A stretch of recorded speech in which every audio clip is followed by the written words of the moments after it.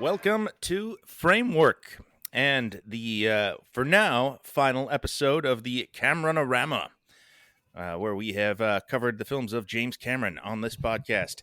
This is John, one of the hosts of Framework, and with me, as always, is the other host of Framework, Al. How are you doing today, Al? I'm doing great, and with me, as sometimes, is our frequent guest, Joon Kim. Hello, everyone. Thank you for having me back. Joon, do you have anybody with you? Not directly next to me, but there is someone else here today with us that just had to join.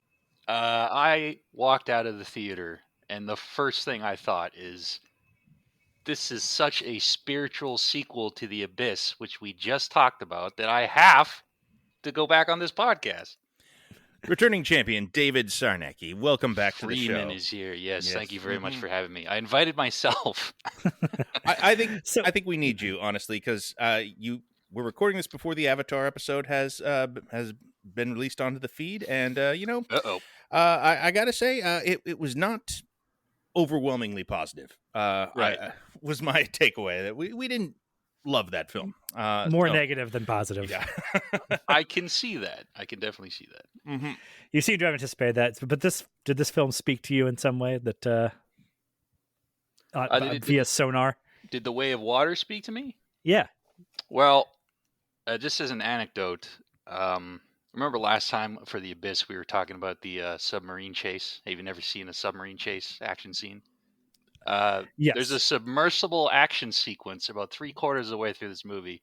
I just about jumped out of my chair and yelled, "Submersible action sequence!" So, yes, I guess if I'm starting here, I'll just get to the gist. I really like this movie. What about you guys? How we feeling? How we vibing?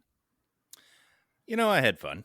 I think it's a pretty entertaining thing. As with the first film, I think that the first time you watch it, it's so hard to separate it from just the incredible spectacle of it, and it's pretty incredible spectacle in this film. It's right. It's pretty transporting, and you'll definitely walk out the doors high on that. So I certainly appreciate it on that level, and I think that I would say that, with one viewing, I would say this is definitely a better movie than the first one. What about you, Joon? Me, I'm similar to John. I think it's got to be known that, like, because I didn't really like the first one very much, and I've done my best to kind of recontextualize it with myself in 2009, where I could remember being excited for the movie and then feeling like I was trying to will myself into being as excited as I wanted to be during the movie.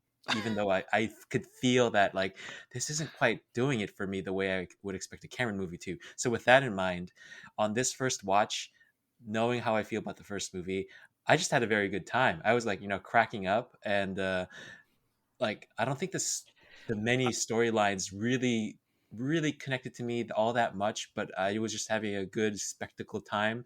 I think this movie will suffer greatly on a home TV screen, but I'm kind of tempted to go see it again just because of that, but I'm not sure. But all that said, I just had a really good time. I really liked it, much better than the first one. I did laugh a lot in this movie. All right, intentionally or unintentionally? There's like 3 intentional laughs in this movie. Yeah. No, that's like I've just decided, if it's official, I'm out on Avatar. I just okay. Awesome. I don't. We got a good variety today. Yeah, I after 3 hours of this, and I the best circumstances I could possibly concoct for it. Or maybe they were actually the worst, but we could talk about that in a little bit. 4DX, that's right. I can't wait. Okay. But just, I think at this point, it's safe to say, I just don't fucks with the Na'vi, like, at all. I just do not like them, Sam I am. I did not like them in the trees. I do not like them in the seas. Like, I am out. I kind of hate them. I hate their I totally get that from the first movie, but this time I must have just been used to him. So, like, I guess I don't fuck with them, but I can hang out with them. Well, hold on. What does this mean? Do you hate the culture? Do you hate the characters and the characterizations? Do you hate their big dumb stupid eyes? Yes, I hate their big dumb stupid eyes and their design. Okay. I do not like their Slender Man physiques. Yeah. I don't like that they have the complexion of a Quickie Mart Slurpee. Every like 30 or 40 minutes, I'm reminded that they also have a bunch of like those little glow in the dark stars that you put on the ceiling of a child's bedroom. Right, And like also- a henna pattern on their face. That also look like motion tracking dots. Yes, they very much remind me of that. I honestly don't even know if they like look good or look bad. I don't think like the quality of the CGI rendering is the issue. Which is actually, I think, has made some huge strides in really subtle ways that I was really impressed by. Like, again, kind of. But it's like, I don't know if it got better or worse because it's still just a big cartoon. Like, right. No, it still looks like it feels like this is a cartoon. I mean, without it's not. question. This is like I've seen people talking about. It's so realistic. I'm like, what are you talking about? No. Yeah, like what is your framework for realism here? I've seen photorealism thrown around a lot by people like who are wowed by this. I'm like, but how? None of it's real. It's not photorealistic, and like photorealistic compared to what sort of like I don't. Flying reptilian dog alien? What do you like? What does photoreal mean in that context? There is no context. Well, okay, but there is. This is my problem with it. This is a big cartoon with just enough live action elements to continually pull me back out of the cartoon world, Right? And be like, oh, right. Well, I mean, most of the movie you're seeing nothing live action except the lithe muscular body of a 14-year-old boy. That's another big question I had that I and the person I went to this with, we were like, I cannot sure. Is he supposed to be 11 or 17? I was listening to a podcast about this just a few minutes ago. They were talking about that very thing. Apparently the actor had a huge growth. Like he was cast when he was like 13 or 14. He shot when he was 15. COVID shut them down. And James Cameron apparently had to write a letter to the New Zealand Film Commission or something, just saying like, if we can't shoot right now, this kid is all the footage we shot with this kid is going to be useless. So we need to, like do something here. So he is 18 now. Like I guess he's apparently just turned 18, but these people were talking about it were like, I couldn't get past the fact that this kid was obviously like 20 something. So they thought he was 20 something. But I just couldn't tell if he was supposed to be 11 because that's what what my initial read on it was. But also it's this initial opening montage where the kids are growing up very fast. You never get a handle on how old the alien kids are or what a human your age would mean to a Na'vi human hybrid demon. Like the normal ones, the non-immaculately conceived ones, which are apparently clones of 60-year-old women. Also, in addition to being young girl, what a fucking weird movie this is. That's actually, in this case, that's what I really enjoyed about it. That's why I preferred this to the first one for sure. Is that it's a much weirder movie. Like there's just this one has goofy shit all over the place in it. This one has big swings. This one has crazy ideas. Things I didn't expect to happened in it. It's not just a boilerplate white savior narrative. It is, it's doing things that I'm like, well, I didn't expect nothing to happen for an hour here. There's moments where this just kind of chills out and, hangs out in the reef and you get to look at weird whale creatures for a very long amount of time. And, and that was something that was different. That was a reason I liked it more than the first one. Well, that's something that maybe we should touch on is I think everyone here would agree that the first film's biggest weakness, I guess, is that it is so tropey. It's such a white savior goes native story, Dances with Wolves, Ferngully, that's Last Samurai, I don't know if it's the biggest weakness. That's the only the design of the Na'vi remains an issue. Sure. But narratively, apparently mileage is varies a on that cliche. because not everybody has my visceral reaction No, to that. I don't like them either. I don't like them, and I think it is, and it remains a problem for me with this. Tell them I hate them. Yes. That's become my stance here. I think Sam Worthington's also a problem, Well, he's not in it as much. He's much better in this movie. Yeah, he is. Time. They wrote around him. They kind of like, well, let's make it about the kids. You're right. This has less Dances with Wolves in it. A lot more Star Trek 4 replacing Dances with Wolves than I thought there would be. Oh god. And then there's some Moby Dick, but the Moby Dick stuff's kind of fun.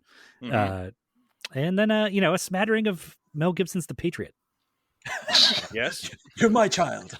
I was thinking Game of Thrones. I was thinking like we got a bunch of Stark children. kids. Yeah. Okay. We got the popular one. He dies. We got the Jon Snow one. Although he also kind of reminded me of the weird freaky kid with the eye patch from House of the Dragon, a little bit with his giant pet dragon. So slash Payakan whale beast. So David was saying something about how tropey the first movie is. I would say like this movie is no less tropey. It just has every other tropey narrative just mashed together that feel like a whole bunch of. So instead of one simple plot that goes from A to B, this one just has a bunch of them going at the same time. It is less tropey. It is less tropey. That's what I was trying to get to. Is this one? Is it less tropey? Because there's a lot of tropes in this. I mean, it has more, but because it's more of a mishmash, it doesn't feel as rote. Yeah, I don't think it's going to suffer the dismissal that the first movie got in that way. It's pretty savage in the first one. It's pun not intended. But yeah, I mean, that first movie is like looking at a spreadsheet. Right. This one is not that, and that helps. I liked looking at underwater creatures more than tree creatures, so that was good too. Like that all stuff. Mm-hmm. That stuff in high frame rate just sang. It looked amazing. Like that's where I go like that. This is where it's working. Like finally. Okay. The moving back and forth between high frame rate and low and regular was distracting to me. Yeah, no, I get that. Like for the first, I eventually got generally used to it, but yeah, it never quite. But I mean, I'm fascinated by like people playing with these, different techniques and forms. So I was into it on that level. But yeah, it does distract. The high frame rate, the entire thing. I mean, who here saw it in high frame rate? It sounds like at least the three of us. Did you see it that way, David? I did, yes. Yeah. I mean, is not the point of that to distract somewhat? I mean, to some extent. I feel like the entire point of that is that you're kind of like looking at a thing. I was very conscious of it the whole way through. Yeah. I don't think it's the point of it. The point is to increase immersion, but because it's so different from what we've been used to, conditioned to accept from films, it ends up being, you can't help but be distracted if you're someone that can perceive it. Not everyone can perceive it, as far as I'm aware. Interesting. I mean, it's right in your face in this. I know. It certainly doesn't increase immersion for me. Like, but when it's such a cartoon like this, when it is entirely a created world with created beasts and characters in it, like I don't even know what I'm. Something about when it goes underwater, it becomes much more acceptable. Maybe it's because everybody's more floaty, so there's not super jagged motions all of a sudden. But I felt the same way about the very, very artificial looking Aquaman. Like Aquaman is a big, bright, colorful cartoon, and in that movie, the fact that all the VFX are basically colorful cartoons, I didn't mind it because it's underwater. I know it's not real. I know these actors aren't underwater doing this stuff. Yeah. So like there's that distance where I could just go with it the way I would with a cartoon. And in this case, I think is a similar thing. Like something about taking place underwater just kind of shifts my expectations a bit. Whoa, hold up.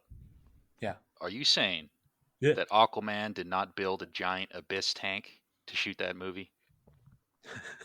You just ruined Aquaman for me. I can never watch it again. Everybody's talking in like normal, like it's like yeah. I mean, it is weird. They did this movie with motion capture, but underwater.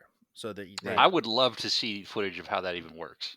Yeah, like is it just people with the tracking dots and a wetsuit and the face cameras? It seems odd to me because the creatures are not supposed to move like humans in water. They're supposed to be much more adept in that. The Na'vi are indigenous to water, or at least they're still humanoid. Yeah, but they got tails. They should be able to move better than us. And they do. They move. I don't know what they're capturing. Right.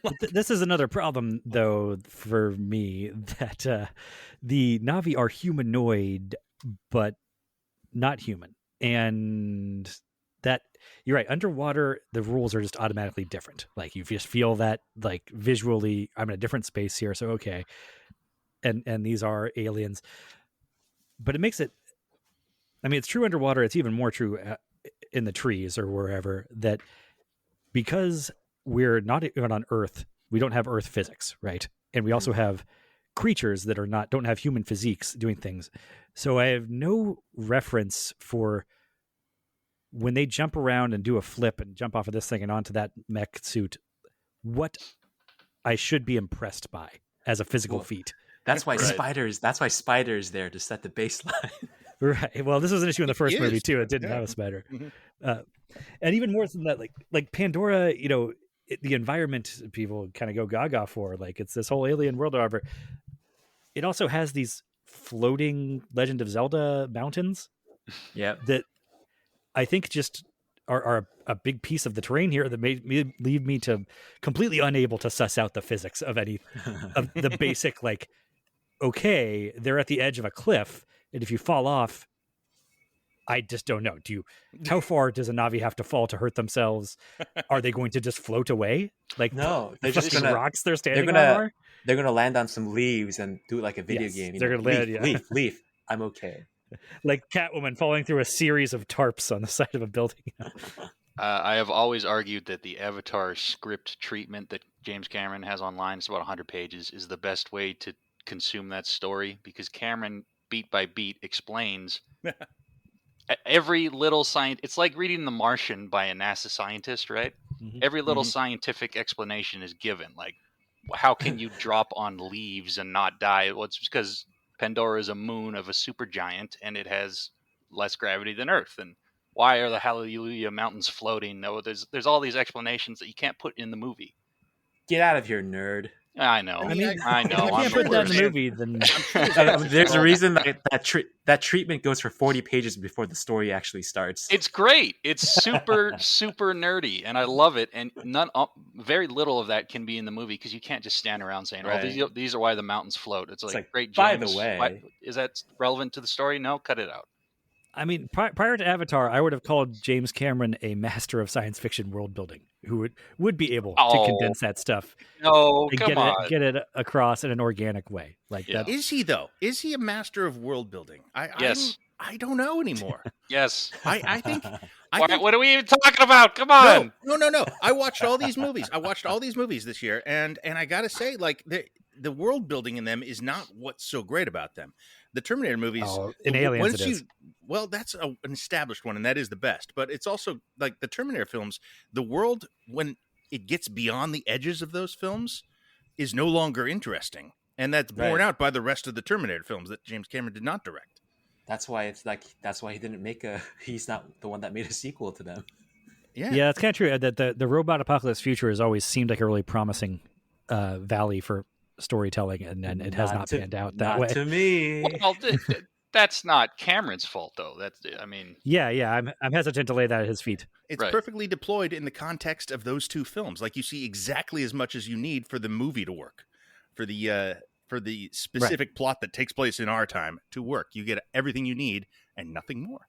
It's economical, and his movies are no longer economical.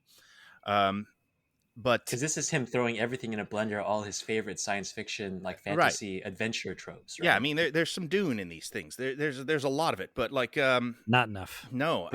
Burroughs. But I mean, you compare this. Okay, like you compare this to, say, the world building in Harry Potter. The Harry Potter films have incredible world building. I think the books do, really, but they shit in their robes. right, yeah, well, sure, but like there is so much in there that is kind of like, ooh, how's that work?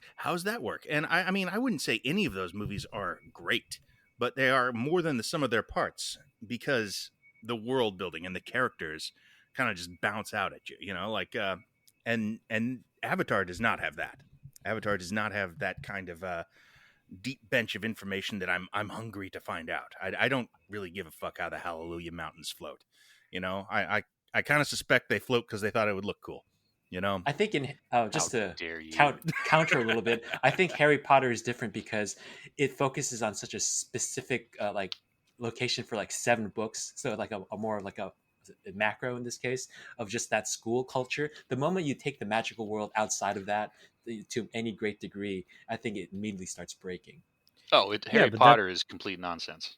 And That's sort of like what we're saying with Terminator, though, too, is that Right. As you go beyond the limited bounds there, implying a larger world sometimes works a lot better than actually exploring Yeah. it.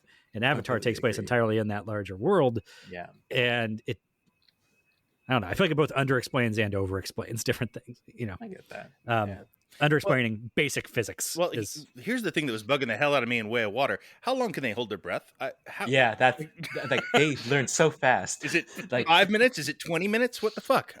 Like how am I supposed to know? I was giggling through the finale where it's like, now they're all going to drown. I'm like, wait, didn't we spend an hour learning to like exist underwater for hours at a time? Yes.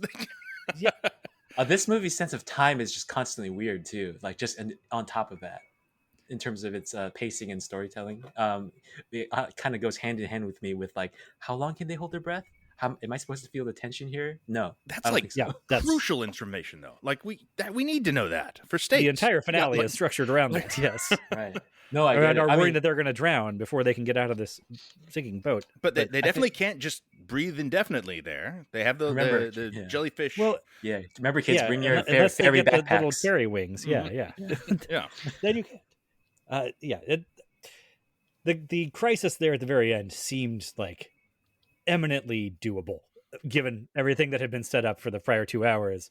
But like, okay, I'm going with this. I think what helps in that case is that I think Jake and Neytiri haven't seen them doing that so much, though, that because they're deep in it, it's their kids saving them because they're the ones that know the way of the water better than them. I think that in that case, that difference slightly helped, but yeah. I mean, a bit. I was kind of just rooting for Jake Sully to die in the end of this movie. Oh, come on! No. I was they'd already killed their. You got. I got my pound of Navi flesh. Yeah. I was thinking like, well, we could just move on to the kids. They're way more interesting, and that would be okay. Let's talk about this, okay? Because one other reaction I've seen glancing over some of these things is people like falling over themselves to praise this as a corrective to superhero movies. Oh yeah, and all of that. And I am so confounded by that because sitting there in the 4DX bullshit with it spraying little blasts of air in my ear, and it's a universe. I mean, oh man, people complain. I felt like everything. I finally understood what everybody complains about with Marvel movies. Like, oh, this is just like a theme park ride or whatever. Like, well, yeah, they literally made this into a theme park ride. If anything, this reminded me less of Fern Gully or Dances with Wolves, or Star Trek 4 than we took our kids to Washington D.C. last summer. Went to the Smithsonian and they had some like, I don't know, probably 15 or 20-year-old like 3D little ride. You can pay $10 to go swimming with dinosaurs.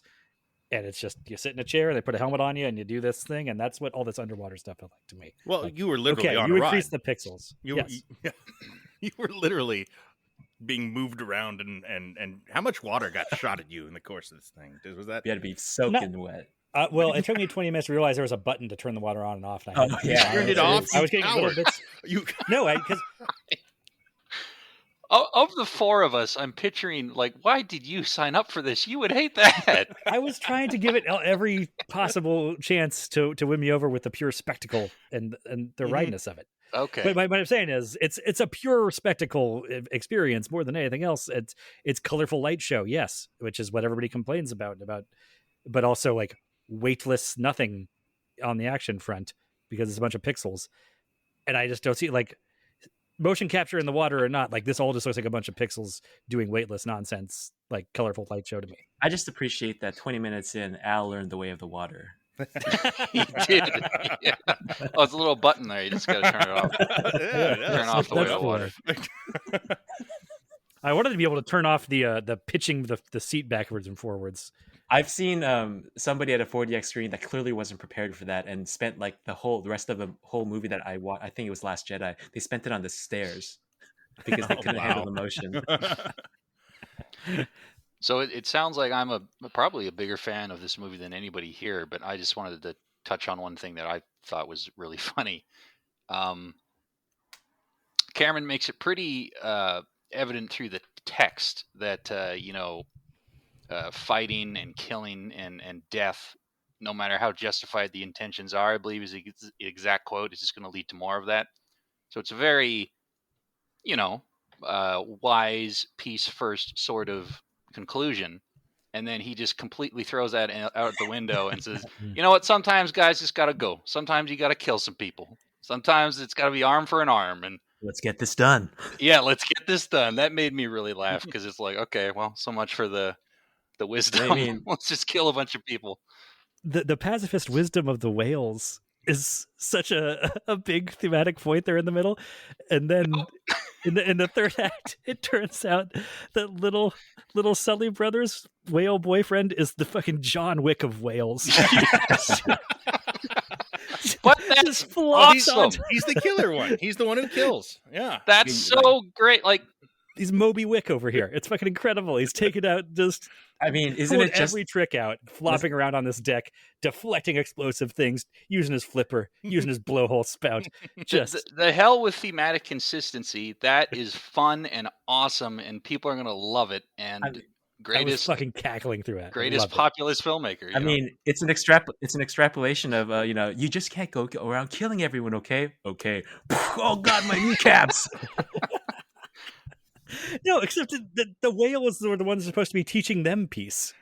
As an audience member, it's absolutely what I wanted to happen. Yeah, Yeah. exactly. I mean, that's Yeah. what we go to Cameron movie for, because he's the guy that will Exactly, yeah. he'll preach pacifism one hand, and then just give us awesome, just satisfying, cathartic I mean, action it's on the it's other. not like Unforgiven though. It's definitely not. No. trying to do anything with that. It's just kind of like, well, I mean, we have to have a big fight for the last 45 minutes of this. There's no It's question. about that. wallpaper themes, if anything. It's not. Yeah. No, but it's also just visually hysterical to me to see all the action choreography they put into, like, well, how would a giant whale fight when flopped onto the deck of a battleship and being attacked by mechs? It is great It's- though. Like that's the fun of this. That if there's fun to be had here, it's that. You know? Absolutely. It's seeing this. Like honestly, the best part of this movie for me, without question, is like the little film about alien whalers in the middle of it. You know, like We're whalers on the yeah, moon. uh-huh. Carry a harpoon. They literally are on whalers on a moon. non-stop like, Futurama refs. I I'm much loving it. prefer the story of space whalers over the story of space engines. Yes, I mean, it's, they're still here, man. It's Oh, I thought you said engines. I was so Oh, no. confused. Engines. Engines, right? the old timey 1950s Western type. That's that stuff's still here. I mean, I also have questions about just what the Jesus is going on with Jermaine Clement's character here. nothing's going on with him. I believe. Yeah, Was that Jermaine? Was he the marine biologist? That was him. Yeah. absolutely. Yep, that was him. Mhm. Oh, I don't know why it's him. He didn't do anything, but he's there. All right, the Jermaine Clement thing, I kind of miss his intro, but what was his deal? Why was if he was so against the whalers, why was he with the whalers helping them? because they fund his scientific endeavors. He doesn't have an arc or anything. Aren't his endeavors to learn about and help the whales that he Yes. reveres? I mean, it's like another tropey story, right? The guy that goes into like a big project to be a help, like to an environmentalist message, but ends up getting, gets kind of wrapped up in the. I mean, is he sort of a Grace Augustine stand-in from the first film, or is he just some guy? But this is the same thing. guy. Yes, Yeah. it's the exact same thing with the Grace character in the first movie, where it's because we're dealing in such hoary tropes here, and because the Na'vi are such obvious Native American analogs, and these people presumably come from our world, and these are educated people. They're high-end scientists. I don't know if you knew this. Grace Augustine went to Stanford, but Is she? like, how do you are they not aware of our history? Like, she seems so blindsided by the idea that the native Na'vi are being exploited and wiped out in exactly a 1-for-1 analog to how the Native Americans were treated in her nation's history. And like, what did he think the whalers were up to? Having one character comment on that actually would go quite a ways. That would be a good scene. To be fair to Grace, she's not as directly complicit with. It's certainly never presented as she's as complicit as this marine biologist is. Yes, he's trying to steer it in a different direction from the Right. start there. Whereas here, but the same basic question of like, what did you think these fucking whalers were going to do to the whales? Like, when you signed on. I mean, I guess I'm trying to fill in the blanks and say, okay, he was blindsided by how intelligent these whales are. Said we kind of know whales are intelligent already here 200 years before. These ones can speak in subtitles. Yeah, they- with their yeah, eyes, yeah, so- that cracked me up so hard. yeah, that was when my they were biggest making- laugh. That was every time. It's too painful. I was like, what? when the Kate Winslet was having like a small talk, like maternal small talk with the other, they were just going, "Oh, I'm so happy you had a boy. Congratulations." I had her in my notes listed as, instead of Dances with Wolves, I called her Gossips with Whales. It's incredible every time they're making just like the whales. The whales show up, and it's just like a group of everybody's Jewish grandmother popped in for Passover. There's like, did you hear about your cousin Jeffrey? I can't talk about what happened with my niece right now. Still too painful. You don't want to know. I was wondering, like, I thought, like, okay, so what's going on here? Are they like, are the whales like the receptacles of the souls of their ancestors or something? And I think no, I think they're just whales, right? They're just like old friends. Hey, we're back, guys, and they come and they chat with them. And, yes, they're just out of town relatives. Very intelligent animals, and they wander around. And I love that our gateway to understanding all this remains papyrus font. Like well, you can't back off that. He stuck to it. I love that he is unintimidated by that. I admire it this time. Like the first time, it's like it's not a very pretty font. This time, it's like you do you. I mean, the Sea Peoples could be in Comic Sans. You know, like they're different. That would have been a flex, man. That would have been so good. Like, oh my god. Font. Yeah. But it has to be just as silly. You can't back it.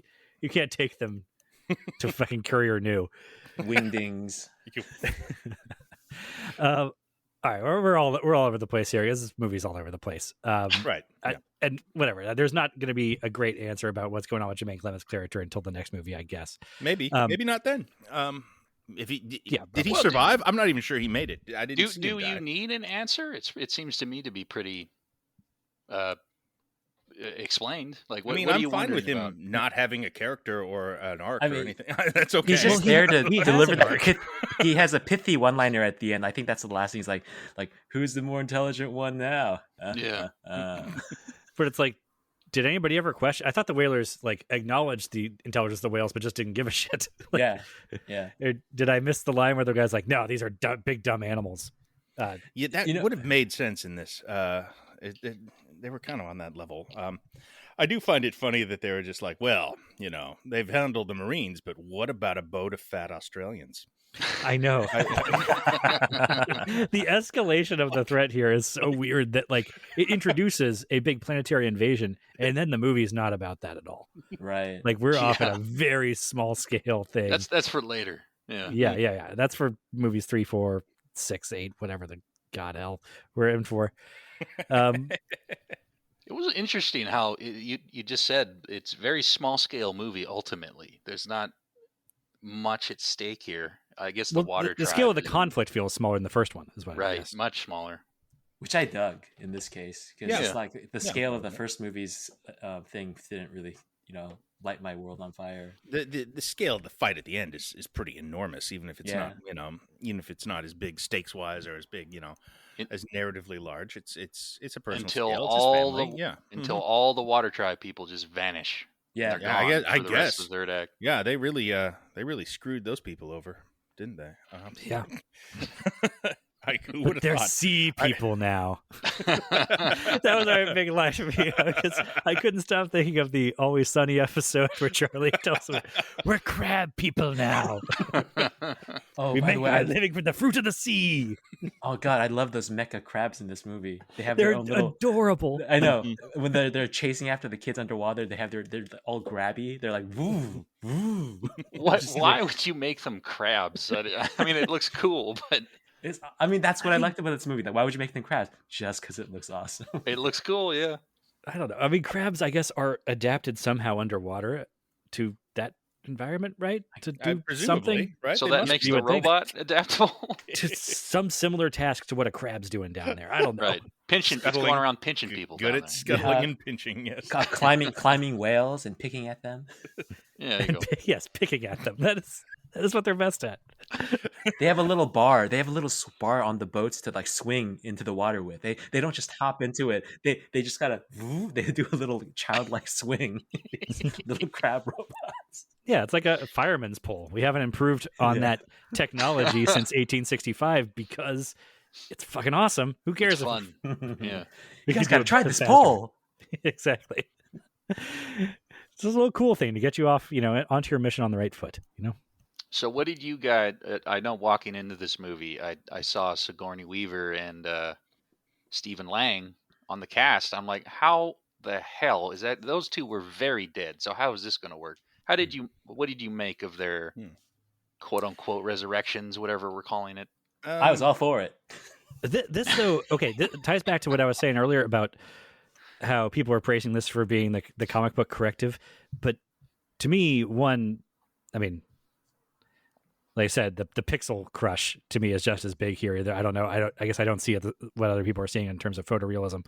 But two, it's also beset by comic book nonsense of let's bring back the two characters we killed in the first movie. I guess everybody loved Dr. Grace Augustine so fucking much that we just have to concoct this nonsense, half clone, half maybe we'll do a immaculate conception thing with it.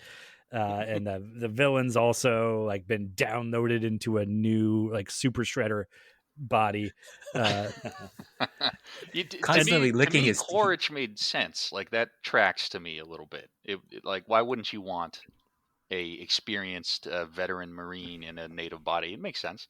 The rationale for it worked. The rationale makes sense, but it also felt kind of sweaty and embarrassed about that decision. It's really, for a 3-hour movie that's very languidly paced for most of it, like it's in an awful hurry to get through like 15 years or so of exposition in the opening. Right. And including and Quaritch is back as this. And it's like, okay, fine, whatever. Just get us into the goddamn sea, Jimbo. I know where your heart's at. It's like, you guys had this technology the whole time? It was like, there's that. And then Quaritch had a son. He had a baby. Yeah. That was a bigger leap for me. It's like, oh, okay. I mean, I kind of, it was sort of like, I got this child from some Saigon whore, kind of like that was the energy of very much so, right? But I was really surprised. I mean, I knew he was coming back, but I was kind of like, we really need Miles Quaritch for these stories to work, and he's great in the first one. He's a lot of fine. He's fine. Don't you? He's fine. Me. He's fine. Lang's not the problem. Lang's not the problem. But like, I think that was probably the character that most worked for me in this, and I'm a little mad about that because there's really it is so surface level with this guy, but he did the only thing in the movie that surprised me, which is that he let the girl go at the end to save his son. I didn't see that coming. That was, I thought they went out of their way to establish it. Otherwise, I thought they were doing like a weird hook thing where it's like, the way I will defeat my enemy is I will be a better father to his son, kind of thing. Right. His son. I mean, you're talking to the ultimate Hook fan right here today with David. The Hook is fantastic, and I don't want to hear it from any of you right now. Well, this is not the time. I'm not here to come at Hook. Yeah, but they were doing Hook stuff in this a little, like. And I kind of like the arc actually he is more affected by his son than the kid is. I thought that was kind of neat and interesting. And I'm curious what their intentions with Quaritch going forward are. Because, like, he also, killed the protagonist's son and has a blood rage debt against Neytiri. So, I don't know. I could see them doing a face turn for him. I think that could be the arc of the 5 films or whatever. Quaritch definitely went through basically Jake's arc. I mean, he even literally quotes him at one point. Outstanding is what Jake says in the first movie when he's flying his Banshee. So there's some clear mirroring. By the way, what a damning indictment of these movies' dialogue. That Outstanding. Jake Sully's iconic line from the first movie. Outstanding. He is the Bella from Twilight of protagonists for James Cameron's films. Yeah, like that. I mean, the first movie should have had something like a character like Quaritch as the Jake Sully that time. That would have been a more interesting thing with a guy that was way more gung ho about his Remember? It was like, What if Norm had been the ultimate villain? oh god. Oh, we had a Norm sighting in this movie. Norm was in there. Everyone was in there. There was a Parker Selfridge sighting for about 10 seconds. Yeah. Mm-hmm. All right, so hang on. Just one more thing on the superhero tip. The other reason why I'm not impressed by that particularly is because, yes, I guess this is not quite a superhero movie. I mean, it kind of seems. I mean, it seems very similar to Wakanda Forever in a lot of ways, but coming down to the giant, world war between these two overpowered nations that comes down to like 20 people fighting on one boat. But the other thing is this movie surprised me by it not being a comic book movie, but by being a full-blown legacy sequel, which is something that I am on record as being very antipathetic towards. That's why I wanted him to die. That is why I wanted Jake Sully dead, so we can just be like, okay, that's the past. I would have kill the totally past fine. if you have to. My goodness! But I was shocked by how much movie this is. This is Thundercats: The Next Generation, much more than it's anything about Jake and Tiri. Yeah, we're ready to move on from them. That's actually one of the reasons this movie works better for me than the first one, because the focus is on children, so it kind of suits the cartoon world of Pandora in a more young adult novel fashion that just I think sits better with each other than Jake Sully in the first movie being just it was ostensibly about adults, but they never felt like actual adults. Neytiri and Jake and none of the characters, they all felt like cartoons anyway. So why not make the leads kids? You're right. You're right. It has a sort of a Saturday morning cartoon vibe, and those Saturday morning cartoons, are about kids. So and they're on the loose. Yeah. Specifically Thundercats, and Thundercats isn't about kids, from what I recall. I think they're adult. There's cat some kids people in it, but yes. But I think it's less Saturday cartoons and more YA novel stuff. That's what this feels like to me. Yeah. So instead of the superhero craze, it's a 10-year-old YA novel. That we got sick of those too. Yeah. Yeah. I feel for Zoe Saldana. I feel like she was a little kind of a short shrift here. Do you guys feel that? I definitely felt that with both her and Jake, but I thought at the same time her big moment was awesome. Oh right, yeah, going ham, trying to kill Spider, which was pretty intense. Like That's she fun. had she had one of my favorite lines when the second son was like drowning or like it was Kiri. It was Sigourney Weaver's daughter character. She had a spasm from the connecting with Awa, and everybody's in the hut trying to wake her back up. The humans come to try to help. And then she brings Kate Winslet, and she's like, "It's like, get out! You have done nothing." Yeah, that was fun. Yeah. Homeopathic remedies for the Right. Yeah, it's like, what is this fucking nonsense? Anyway. Hey, it's Pandora. Anything goes. Well, I felt like it was border on anti-vax crap. For me. I know. I don't know. You have to do acupuncture. You have to breathe in. I mean, to be fair, there is in-text reasons why that stuff would be effective. Like spirituality on Pandora is literal, since everything's connected, right? So and we all know that Norm sucks. So. Yeah. Also Norm's not that. going to get that done. Oh, Norm means well. Yeah, it's not effective. He's not going to get it. He's going to do shit. But no, I'd love if the reveal was that. Yeah, actually, it was Norm. He's the father. Dad. He's the chosen one. It would be the best possible solution to that hanging mystery. I think was like, no, we were all right. It was Norm. They had a love affair. I said the exact same thing coming out of it last night. It'd be fucking incredible if they would zigged that zag. But okay, what else are we talking about here? The brood, the kids. I could not. But one, I don't think any of us can tell you the names of these kids even after 3 hours. So they're the main characters. I wrote them down in preparation. Oh, perfect. Here we go. I only know Kiri. There's Kiri. There's Nitium. That's the oldest son, Rob Stark. Oh, okay. There's Loak. That's the one who's dating the whale.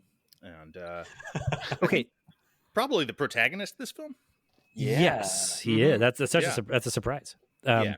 And then the little girl is Tuck. Okay. Mhm. Oh, I But love Tuck. could you tell the two brothers apart visually if they weren't Yes. standing next to each other? Nitiem had more hair. Yeah. The older brother had like lots of dreadlocks, and I the mean- younger brother had like hair usually on his face. They did some subtle stuff there. The younger brother had more close-ups. Right. hmm Yeah, but not super. I mean, they're still fucking Navi. I mean, that it's. The older brother is always kind of on the edge of the frame, never quite the focus. And he never had any personality. Like James Cameron knew he was going, so he's like, let's not even bother. We'll just... He's Leonardo. He's Cyclops. I liked him making the fist and hitting that guy. That was a good moment for him. No, that was younger brother. That was That was the exactly. God And it took me until the end of the movie to figure out which one of the brothers was like flirting with the chief, Kate Winslet's daughter, like the chief's daughter. Yeah. Hold on. Which one do you think it was? I think it was the younger one. I think Correct. he was flirting with the mermaid woman chief's daughter, but carrying on a passionate love affair with the whale. Yes, a whale. Yes. That his parents did not approve of. They had the more Pandora. Capulet Montague stuff. Everything goes. Throw all your traditional notions of romance out the window. I'm would not say- being judgmental about it. I'm just saying I was confused. I would say they kind of I would say took the foot off the gas on conflating the sort of hair braid connection with sex in this. Yeah. It felt less penetrative than it did in the first movie, and No. more just like, okay, their iPhones kind of, everyone uses kind of like that a little bit Don't more. make me comment on this. I- I don't want to. Bluetooth sharing. I'm already getting bullied by Nuge for being a nerd. I'm not saying anything. It's not a bell you can unring though. But it's less, right? It's less than the first movie. That is not Yes. how they have sex. I'll say that. That is not. It is in the extended edition. Yeah, they do that in the extended version. Well, it's a neural connection to somebody else's nervous system, but All right, nerd. I mean, there's still the moments, Shut where up! they're like, This is hey, no. David, tone it Connect- down. All right, you're getting me a little hot. all right. we still have the moments where like, I'm connecting my braid onto your braid, and then there's a close up of the animal's eye and the pupil Like goes, pupil "Ooh." dilating. Yeah. So these kids are just fucking everything. They're fucking plants. They're fucking whales. Yeah, teenagers. Yeah. Oh, speaking of which, Yeah. one Yeah, of the you things you starting to hate him at all? No, one of the things that cracked me up when all the marine Navi, they have to hang around in human locations, so they every once in a while they have to take a breath of oxygen or something to just stay alive, right? Right. All of a sudden the Marines I just kept thinking this is the team of Frank Booths. It's like, All right. It's just- Mommy. I couldn't stop thinking of that. If one of them had like sort of Frank Booth energy, God, that would help so much to have a villain like that in this film. Yeah. I mean, I get why you can't go full Frank Booth, but you can do like 70% Frank Booth. You like could do the one guy that's PG-13 version. that's even Yeah. more crazy than Quaritch. Uh-huh. Kinda Oh just man, on the yeah. side, yeah. The secondary guys. I mean, they brought back the guy. I thought of you when this happened, June. The bald Marine who says, "Yeah, get some," and that was his only line in this movie. I was just It's his amazing. catchphase. Lyle. Yeah, Lyle Yes. should have been the Lyle crazy one. Mhm. Well, particularly if you're going to try and reform Quaritch in any way, which I'm not convinced they are going to or should. But it's almost too complicated for this. I think he'll just be a bad guy in the film in the fifth movie or whatever. Oh, But it's gosh. kind of like it's the Knights of Ren scenario from the Star Wars sequels. It's like, why aren't you building up his entourage of goons? Like, let's get Right. some distinctive goons up in here. I mean, there's it's like we have a woman. She eats bubble gum. She pops Yeah. it sometimes. oh god, I hate watching Navi chew bubblegum more than anything. it turns out. I can't even begin to unpack that. I think I saw that woman character die about 5 different times, and I I kept thought so, going, "Oh too. no, she's alive." Never mind. Yeah, I don't know if any of them died. I have no idea. Well, so many of them got shot in the face with an arrow that's about 3 feet long, so they had to have died. That seems pretty cinematically like, Mhm. final. But Yeah. Would I know if that character was dead though? Like they could just bring him back and be like, "Oh, it must be a different one." I don't know. who knows? Like, But also, it's an issue of not having a firm grasp on Pandora physics or Navi physiology means it's really hard to tell what is a fatal wound, Yeah, what the- is a fatal amount of time underwater. yeah, their brains are in their thighs or whatever. Yeah, right. Yeah. Also, didn't Sigourney Weaver die? So is death. final in here? What does like? I mean, they tried to connect her to Awa, so I imagine her spirit or her soul is bouncing around there somewhere in the trees and the in the collective unconscious. She's in one of the whales, all that. It's. But did they try and do that in a way that did they not do that with every Navi that dies? Don't they all like No, go? they I don't don't. know. They dropped the one into the anemone pit there. Their son at the big funeral at the end. That was a nice scene. Oh, actually, not. No, I misspoke. You're right about like everybody gets a ceremony where they basically return to nature. Yeah. But they don't. I thought you meant like the mind transfer thing. Yeah, I don't know what the mind transfer thing is still. God, I feel like this is one of our most confounding episodes. It's going to be even for people who've seen the movie. I think this is going to be confusing.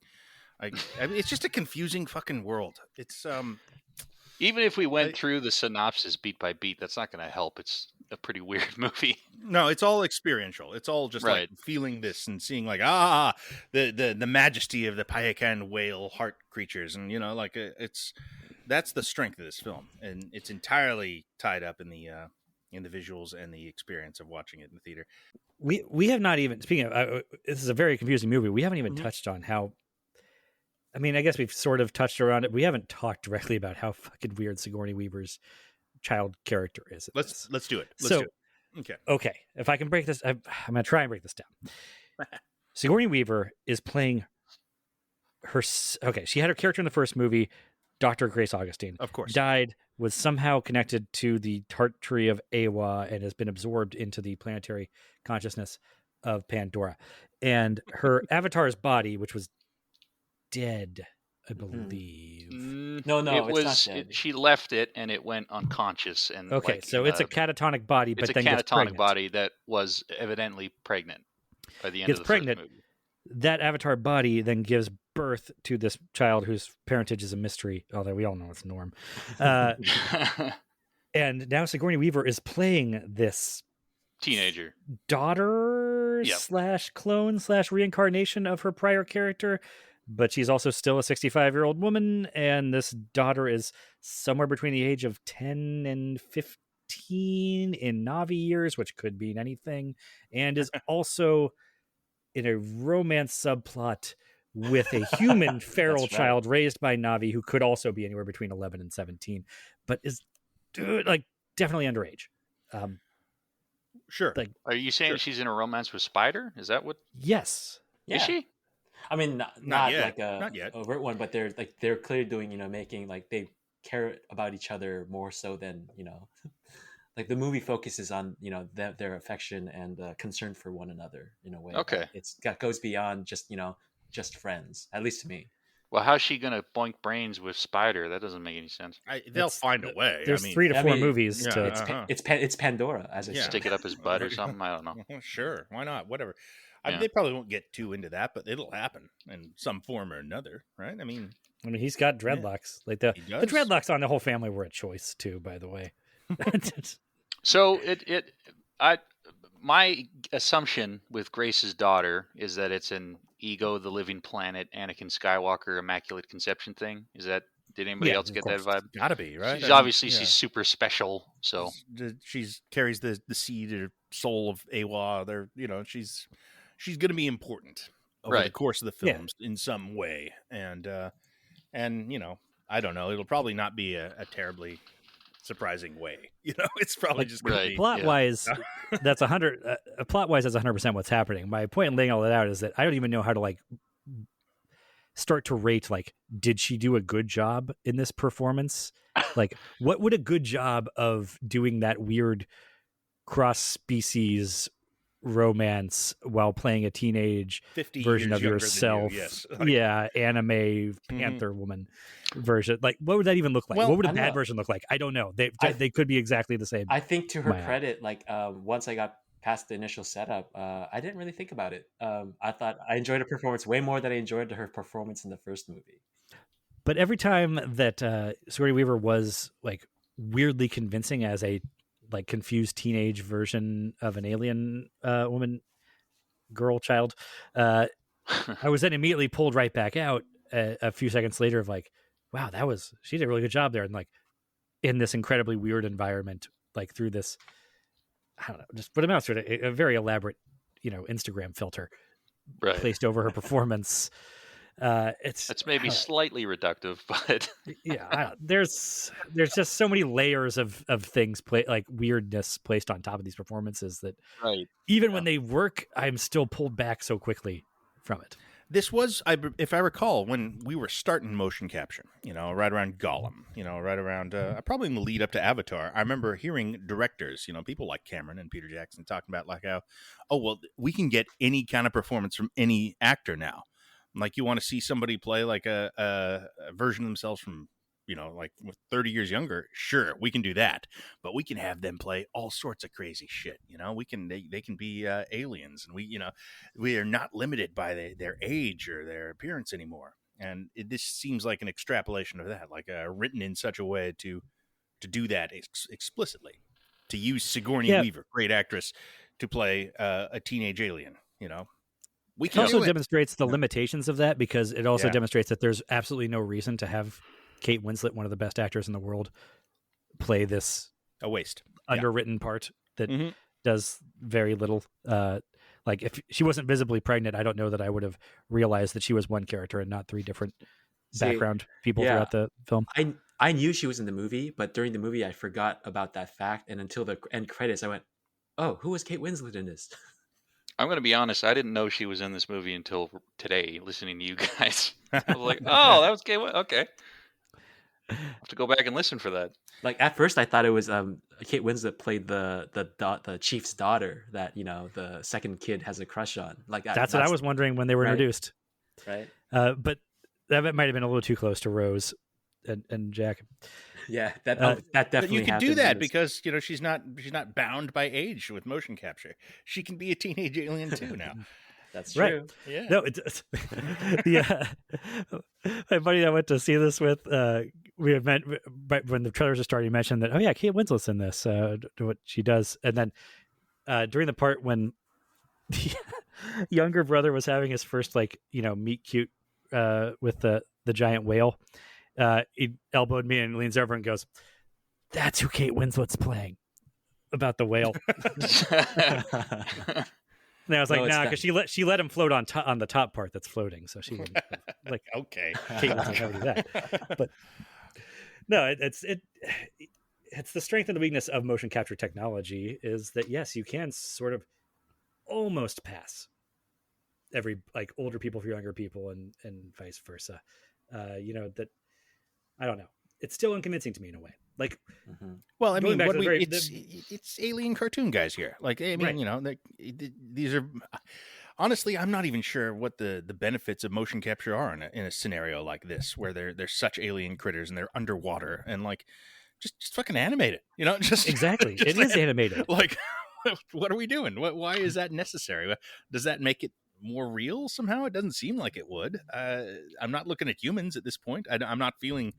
I don't know. Maybe if I'd seen it in 40x and I'd been getting assaulted by water and tilting cantilevering seats. But you're not looking at humans, and again, you're not dealing with Earth gravity even. Right. And you're underwater half the time, where things are different, and also the human-ish characters don't have human bodies, so they don't move through the waters like humans anyway. Even if this water is the same water we have, and the same consistency, and the gravity is the same, and the atmosphere is equivalent. They have different bodies, so they're moving. There's no, again, reference point for photorealism here. You might as well be shooting all this on the volume. It's like David can explain all this stuff to you. No, I just spent the last 20 seconds thinking that I think James Cameron is trying to make me into a furry, because I'm remembering that shot of her coming out of the water. Clearly a sexy, glamorous shot. Oh my God. Wait till you hear our first. Is she hot? I don't know. The movie is very clear that she is. And I'm really I'm really resentful of the movie being like, look, I don't have a strong sense on Navi age ranges here, but it feels like she is below the age of consent by the characterization, and you are horny as hell for this lady. What are we talking about here? This is what a lot of our first episode is about too. I'm sorry to tell you. Yeah, the uncomfortable sexuality of these things remains. It's well, Neytiri is clearly an adult. Yeah. Well, she's a MILF Navi in this one. Yeah, there you go. But fucking, I don't know. I hear MILF, I think curviness, and she is just slender, like a fucking crazy straw of a. She's curvy for a Navi. Yeah. I guess so. I don't know. Yeah, I mean, this is the thing ultimately that Avatar will never be able to escape from, is these things, the design of these things. I don't like it. Too thin. There's so many things wrong. As Just I was getting on about earlier, it's the neon Hot Topic coloring of them too. Just like a more organic, like darker skin tone could have sold these things as real organic beings with weight to them moving through a real environment, even when they're not. You know, we talk about the motion capture stuff, and you can put people in your environment. With Gollum doesn't look the animation there doesn't look as advanced now, but he's moving through a practical set where, like, you know, he's moving around and rocks and stones are skittering around his feet as he moves them. You know, a body with weight moves through a space that I have an intuitive understanding of, and that is completely missing from The Way of Water. Yeah, I mean, by design, would you say it looks better than the first one, right? Like, it's more.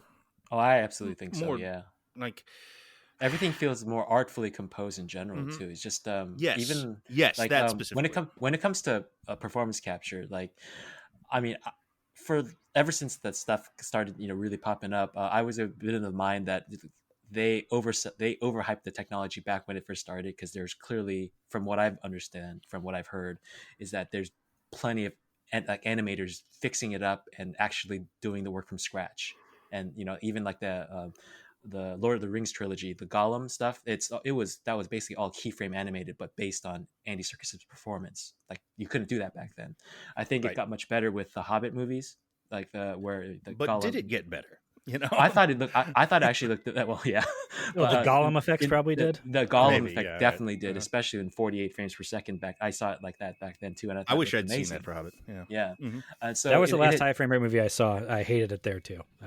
No. I mean, I don't love high frame rate stuff, but I'm just fascinated by it, so I'll always go check it out. But so now that we're at a level, I think this probably stuff they're always getting closer to achieving the one-on-one performance level of, you know, what the actor does on set to what actually ends up on screen. I'm sure it always has to be fixed and finessed in some way, but I think the actor that works best with this performance capture in these movies so far has been Zoe Saldana. So, like, whenever, like, there's a close-up of her, like, performing and, you know, emoting, just, you know, like, screaming, crying, like, the way in this movie, the way her face contorts, like, I was just like, wow, that's crazy. Like, when, like, the way the lips will fold up on each other when you, like, stretch them too tight, just stuff like that. It was just like the lip stuff. It looked amazing. And for, you know, character designs that I don't like, I thought it looked amazing.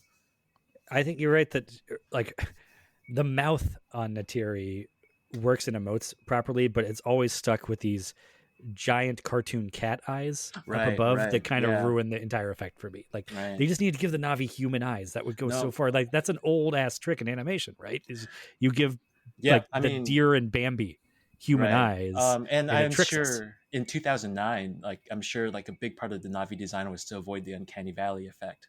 Right. So, and now they're basically stuck with that. You know, I'm sure, like, with each passing movie, they'll discover another tribe of Na'vi that looks closer and closer to human colors and human-sized eyes. I wouldn't hate that, but that actually is an interesting thing that I want to get at here. Is it's not the uncanny valley effect here. Like, they did avoid that.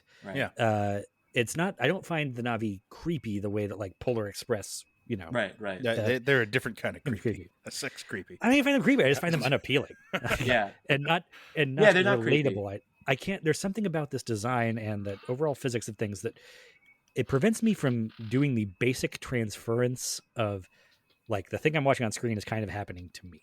So, like, when the Na'vi are falling through space, I don't feel that sort of instinctive sense of vertigo that I get when I'm watching a real person, a real movie, or even, like, animated movies can pull this off. You know, like, I can put myself and sort of unconsciously put myself in the emotional shoes of Aladdin when he's going through his travails in this sort of consistent animated environment. But with the Na'vi, for some reason, when something happens with them, I don't feel the physical sense when they're moving around and jumping and fighting and punching. I don't wince from the impact of Jake Sully getting punched ever. Yeah, no, I could feel that. Yeah, I mean, it feels like there's a number of levels of abstraction getting in the way of that. Not least of which is the tech and the design and all of that. But there's also just the characters. I think are kind of Are not good. They're not really getting there for me on that level either. And I don't know how much that is related to the design as well, and just the Pandora of it all and the motion capture of it all. Like, is that a massive barrier for me? It doesn't appear to be for other people, but I'm not getting there emotionally with these guys, not in the micro or the macro. So you're right that there's so many layers there. Like, that's the thing where I'm like, I don't want to sound judgmental of like these I mean, although nobody's being kind to Sam Worthington on these things, but like, I don't want to make it sound like that's the actor's problem, because they're not just being asked to act through all this digital prosthetics. They're then being asked to give these performances that are stylized and weird. Like, it's like, all right, so you got to get through all this blue gloopy glop and the Hot Topic sparkles and everything on your face. But also remember that because you're playing a Na'vi, when you're angered, you kind of become a cat. And lots of hissing in this movie. Yeah. You don't have good dialogue either. On the script, it's not there to help either. So, yeah. But compare this to, say, Black Panther, and right. Beyond the obvious comparisons about their water entries, you can. There's something about like Winston Duke is being in the direction of, okay, you're from a tribe of people that identifies with like gorillas and apes. So when you're angry, you kind of do an ape version of anger, and you bark and hoot and do that, and he's able to do that in a way that is not as like kind of horrible and racist as I made it sound, but but embody that physicality in like brief moments, but still remain fundamentally human. And just like asking him to do that through this layer of digital paint would be, I think, impossible. Like, to maintain the human connection while channeling the animal thing and this other thing. I mean, yeah, there's something there. Like I said, I enjoyed watching The Way of Water. I thought it was too long. All these movies are just too goddamn long. I don't know why. Too long. I don't know why. Is it all Lord of the Rings' fault? Do all of these need to be 3 hours plus? Like, no, it's Lord of the Rings and TV. I would also blame Nolan. Maybe. I mean, less. I think it's a lot of it is TV, especially that as filmmakers get more anxious and insecure about the primacy of the theatrical experience, bigness is a big part of it, and what TV has in spades is length. And right. Even I can go and do the 4DX or IMAX or whatever and get the shit sprayed on me, but if it's only an hour and 50-minute movie, I'm like, well, this is just like a season finale of a TV show. Like, it's not a big. Yeah. I think there's genuine insecurity about that. This movie, my first, one of the reasons I like it, but it's not like an ideal position for a movie to be in, but it feels like a 3-hour compilation of an entire second season of TV with all these subplots and everything, right? That just running. It's actually, I'm the fool that's a fan of The Amazing Spider-Man 2, and that was the same thing I said about that movie. That movie feels like a whole season of a Saturday morning cartoon series compiled into 2.5 hours. Because it has all these subplots that never really connect. It's all this setup, and it's right. The chaos is what you like there. I think so. It's especially throwing action figures in a bag and shaking. Especially them if I'm not a fan of that first, A to B plot of the first movie. Yeah. I'll take this. I'll take that over that.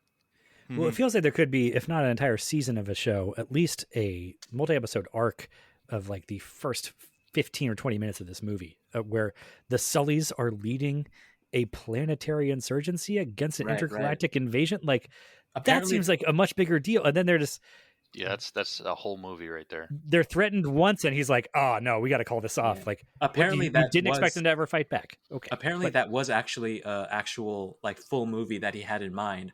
But I think he was just so antsy to get to just like he wanted to be in the water. Yeah, fuck the rainforest. I want to go to the water now. Like, no more dragons. I want the whales. I mean, I'm glad it wasn't just another forest war. I mean, I think that right. was. I mean, I want to see that water. Could have been done. But yeah, like when this movie is singing for me, when it's really working, it is sort of the languid middle, or I guess parts of the big finale. when it's just a Miyazaki movie, you know, when it's just Yeah. like observing Yeah. these weird creatures floating around and it's aliens, and there's a sense of just like, oh, wonder, the natural world, I guess these things grew or whatever. That's when it's in the pocket, and it's all this other stuff where I'm just kind of like, hey, this feels like we're obligated to do this stuff, you know. All the explaining of Miles Quaritch and all of the various action sequences that kind of pop up here. That doesn't feel like where its heart is, and I don't know. Obviously, this movie doesn't make it can't make it profitability if it's not an action movie, or you know, it's. Right. I think it has to be like one of the top 5 most successful films all time to break even, or something insane like that. I think I heard. Who knows how that works? But I heard that, but yeah. didn't they also shoot 2 movies simultaneously? So is that like it has to be in the top 5 to make them both break even, or who knows? does the other one Honestly, also have to? I don't know how movie budgeting works when it comes to stuff like that. It's weird. Well, it does. It's all bullshit. This is what Right, we've learned right. over time. Not only is it a layer of bullshit, but clearly it has to be the money has to come from and go somewhere. I mean, the only information we get from our perspective on it is what the studios Right. not even tell us, but tell like the IRS, and they're telling them that they're losing money hand over fist. Except that, you know what, this wouldn't be the biggest industry in the world for 100 years counting if people were doing nothing but losing money every year. So, yeah. like Cameron's just going to go get some more whale juice. Yeah. Oh, By the funny. way, you guys didn't get to have the 40X experience, which I complained about, but the part where Jermaine Clement's standing inside the whale's mouth and like drilling upwards into its brain and it's dripping brain juices down, the 40X thing actually dripped water from above onto the top of my head. This sounds In that portion- horrible. Why would It you was do this? disgusting. For the most part, it's just it has this little mister in front of you, Right. like the rail, which I Yeah. thought would be like, I thought the 40X thing was just like, we're going to be more artfully and subtly done, I guess. Just that, like, this is probably going to be pointless, but there puts a lot of effort into it. But no, it's just like a little mister, like you put across a row of flowers that you didn't care enough to water with a can. And it's just sitting there like visibly in front of me, just putting puffs. But that didn't bother me as much as having it drip down on me while they were drilling into the thing's gooey brain was you don't just go to viscerally disgusting. You don't go to 40X to get art something artful. I suppose Let's be clear. I know this now. It's my first time. Probably last. Oh, I don't know. Might be interesting to go see something like, I don't know, The Fablemans in 4D. I saw Raiders of the Lost Ark in 4DX when they did a little bit of re-release earlier this year. I had a great time with that because that movie, because it's was it 1980? Yeah. Right. Essentially kind of set like on the cusp of 70s and 80s.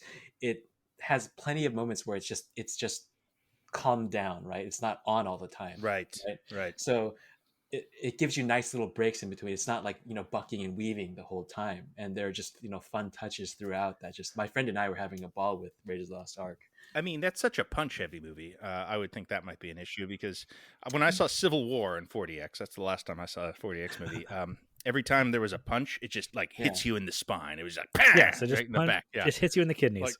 Yeah, no, I think that, and but those movies, they're like, it's a sequence of a fight scene. It's not a fight happening like for the whole 2 hours, right? So you get a little scene like a action scene where you get punched in the kidneys, and then there's an exposition scene where nothing happens. So you get a nice break so you can recover. Right?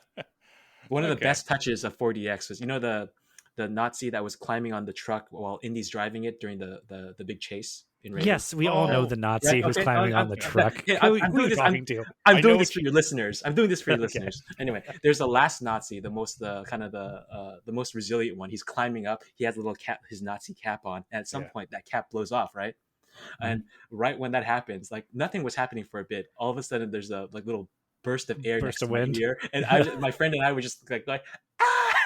it was just oh man, it was really cute. I guess that's the closest they could get to artful. I thought you were going to say it's the part where he gets run over and you feel like a boom, boom. Oh no! So that's what I expect that, but it's that little touch of the hat flying away with a little psst on my ear was like. It's pretty good. It's cool. The idea of programming these things to meet individual moments. That sounds like a fun job. Yeah. We should have had multiple people in Quaritch's crew of Marines that had as much character flavor as that one really devoted Nazi that was not given up in that chase scene. It's a that Raiders is a pretty good movie. It's a good gooning. It's kind of become bar. a lost art, a lost art when it comes to these blockbusters. You don't really get like great ones anymore. Not really. Yeah. I mean, just the step down from Boba Fett to Captain Phasma, I think, is a generational degradation. But I guess Boba Fett to Boba Fett is another way of looking at that. Anyhow, that's a whole nother topic. We don't need to open up a Star Wars can of worms now that we're done with this podcast, essentially. Yeah, should we final thoughts on Way of the Water here? I think we've been going enough. It's a whole feast of a movie. A lot of people are going to have seen it, and I don't know. This is, I think that we're probably going to be among the more negative kind of responses to this. People seem to really be digging this. Hey, not me. I mean, I dug this. I dug it. I mean, I show love by just kind of mocking it, ripping it apart, but I had a good time. Uh-huh. I'm not like, I don't come out of this movie being say, I can't wait for Avatar 3. Oh no, not at all. Is but the thing. I'm also not attached to like movies, hyping me up for the next one. I'm pretty satisfied if like the one viewing is pretty solid. I'm not going to see this again. I mean, I imagine people will, but like it's too long. It's too long. Yeah, it is too long. And I know this is going to lose all its power on streaming. This is on Disney Plus. It'd be unwatchable for me. In fact, this movie is going to be, I think, even though I'm saying it is better than the first one, and it is, I think it's probably going to occupy about the same place in my mind as the first one. It's of a piece with it. It's going to be a thing that I don't really need to revisit because major part of it is the theatrical experience, and absent that, it's just gonna be a very long cartoon with characters I'm not invested in. As for me, I'm gonna continue geeking out about it with David over here. Just we're just gonna talk about stuff that we dug, so it'll stay in my head. I think. There you go. Through that. I see you, David. I see you. Thank you.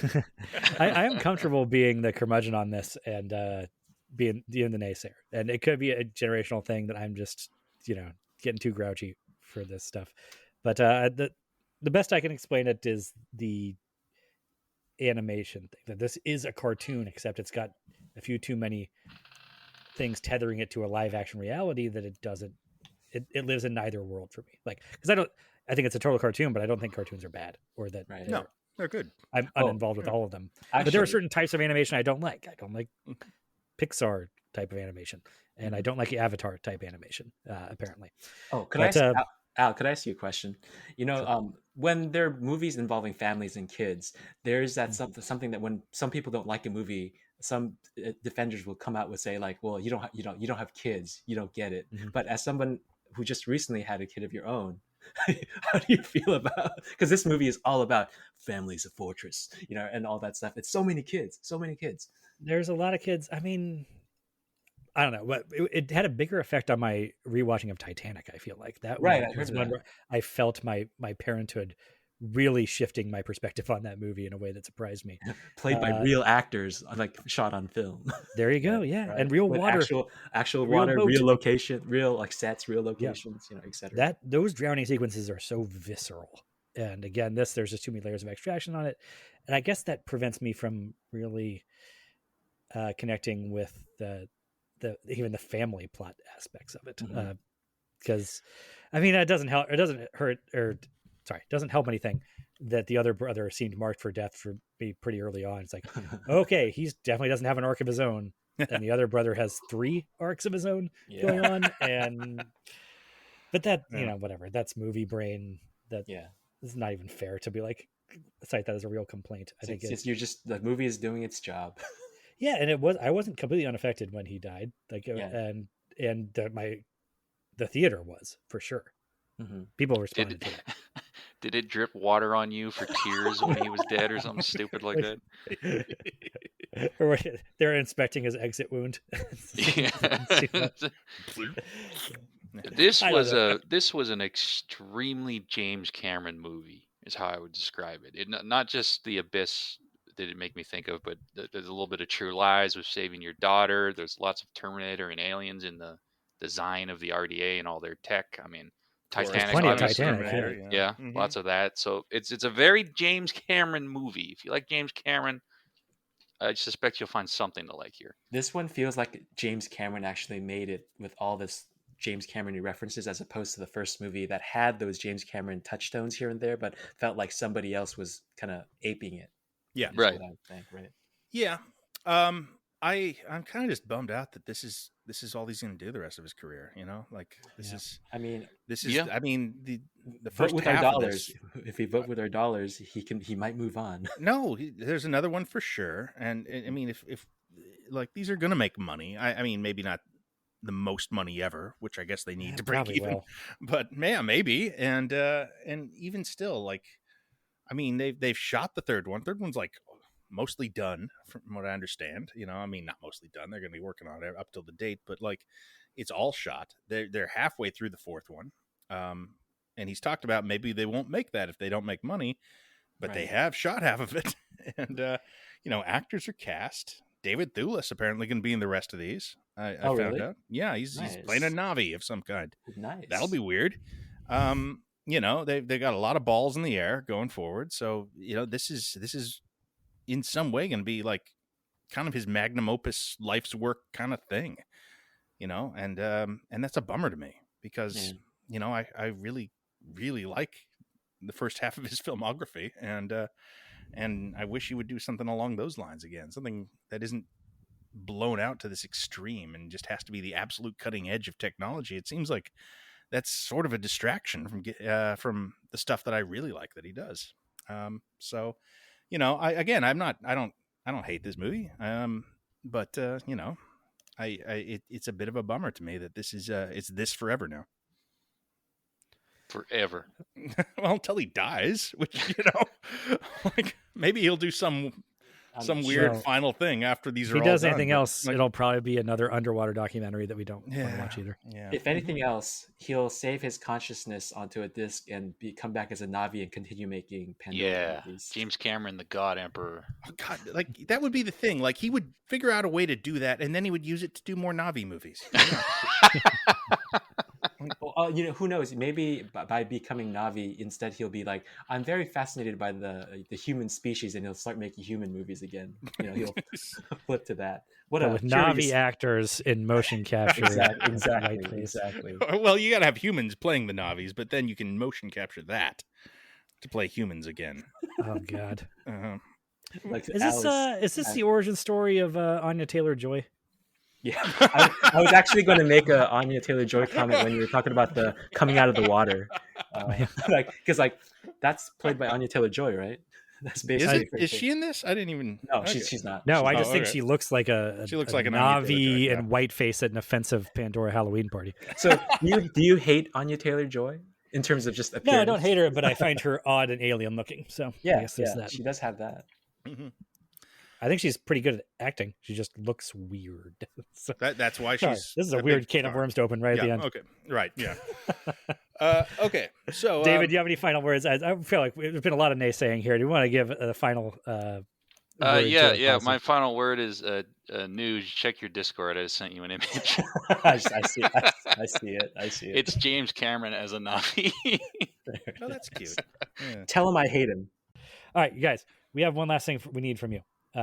This is the last entry in our James Cameron-A-Rama.